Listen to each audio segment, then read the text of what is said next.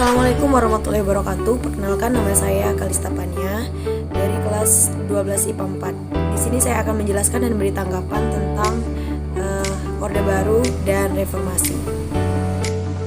Kita dimulai dari Orde Baru. Seperti yang kita ketahui, Orde Baru seringkali disingkat Orba, adalah sebutan bagi masa pemerintah Presiden Soeharto di Indonesia. Orde Baru menggantikan Orde Lama yang merujuk kepada era pemerintahan Soeharto.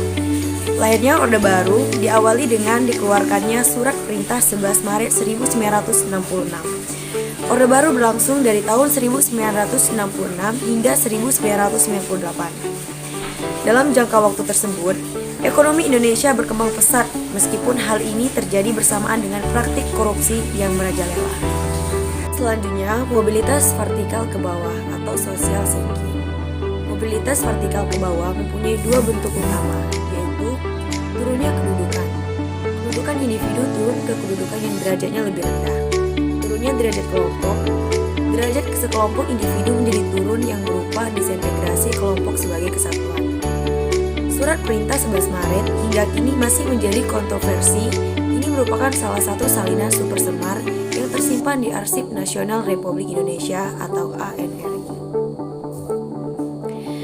Sebagai tindak lanjut dari instruksi presiden tersebut, Letjen Soeharto mengambil berbagai kebijakan untuk memulihkan kembali kondisi negara.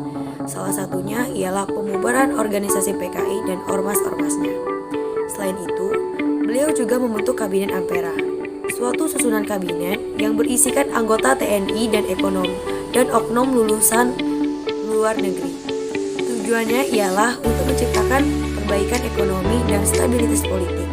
Puncaknya, pada sidang istimewa MPRS tanggal 7 sampai 12 Maret 1967 di Jakarta, MPR secara resmi mengangkat Soeharto sebagai Presiden Republik Indonesia kedua.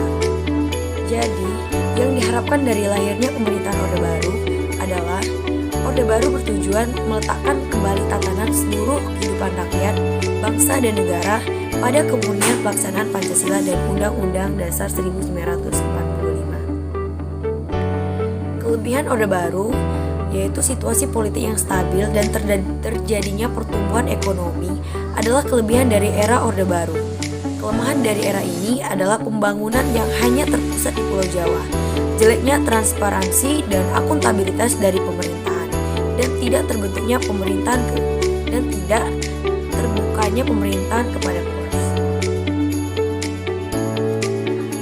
Kelemahan Orde Baru adalah tidak melaksanakan gerakan reformasi di seluruh bidang kehidupan, tidak menyadari pentingnya kemakmuran bagi seluruh rakyat Indonesia, tidak mampu menyelenggarakan pemilu yang berdasarkan asas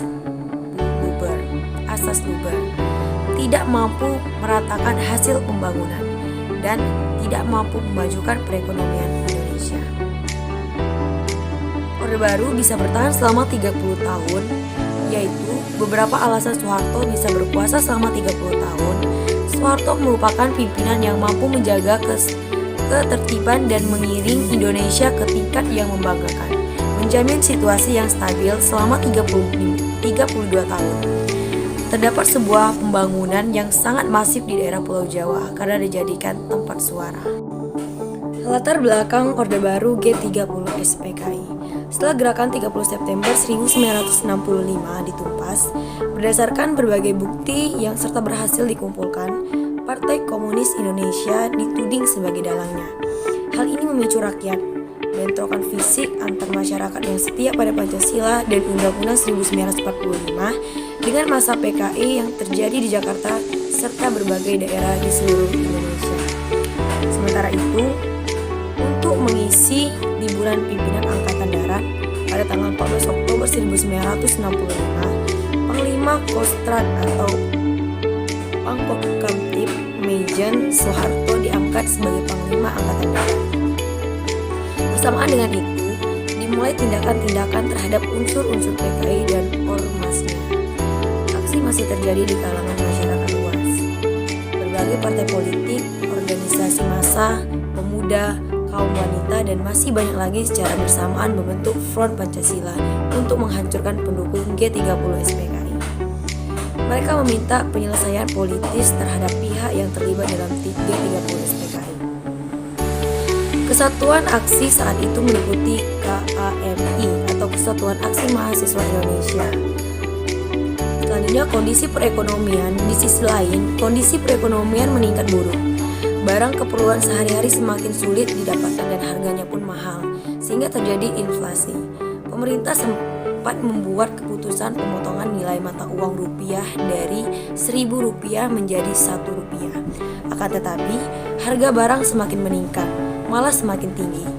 Pelajar yang tergabung dalam Front Pancasila bahkan menyatakan kebijakan ekonomi pemerintahan saat itu tidak dapat dibenarkan. Selanjutnya, tuntutan Tripura. Pada tanggal 12 Januari 1966, berbagai kesatuan aksi yang tergabung dalam Front Pancasila mendatangi gedung DPR GR untuk mengajukan Tuntutan Rakyat atau Trituntura, Nurani Rakyat. Isi Tritura sebagai yaitu: pertama, pembubaran PKI dan ormasnya. Yang kedua, pembersihan kabinet Dwi Kora dari unsur-unsur PKI. Yang ketiga, penurunan harga-harga barang. Akhirnya, pada tanggal 21 Februari 1966, Presiden Soekarno mengumumkan perubahan kabinet. Namun perubahan tersebut tidak memuaskan hati rakyat Indonesia karena masih banyak tokoh yang terlibat dalam G30 SPKI ada di dalam kabinet baru yang dikenal sebagai Kabinet 100 Menteri. Selanjutnya yaitu penjelasan dan tanggapan tentang reformasi. Reformasi adalah perubahan secara drastis untuk perbaikan.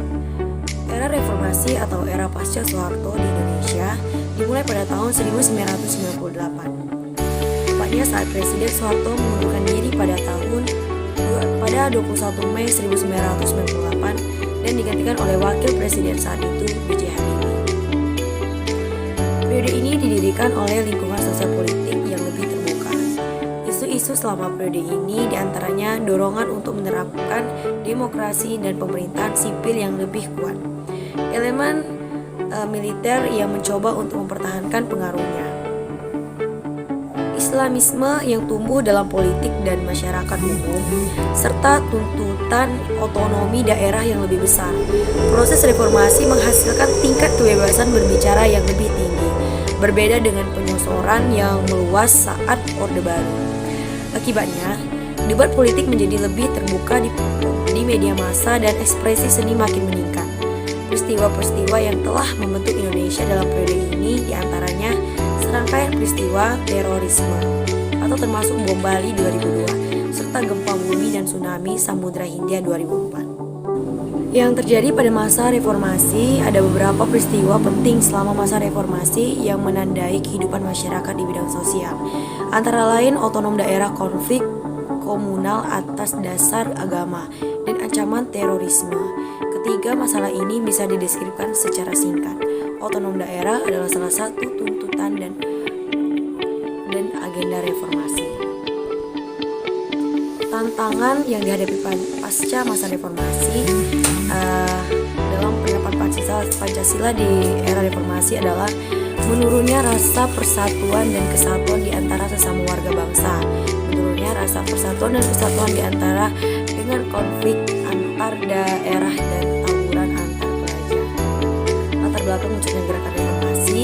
Gerakan reformasi lahir sebagai jawaban atas krisis yang melanda berbagai segi kehidupan.